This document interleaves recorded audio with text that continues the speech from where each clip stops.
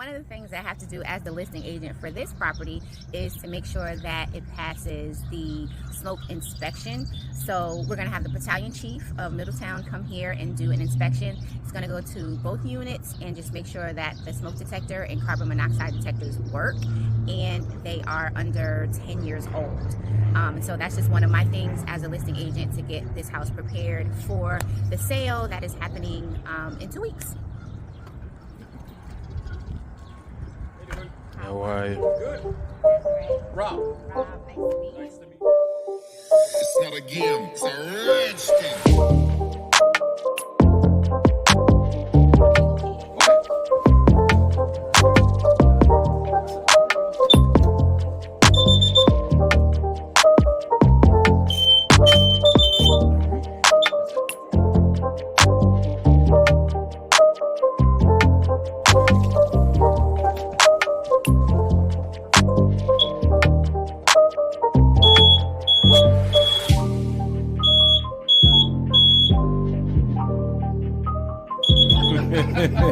Just want to make sure I did both. So that does carbon and smoke. Yes. All right. So you're all set.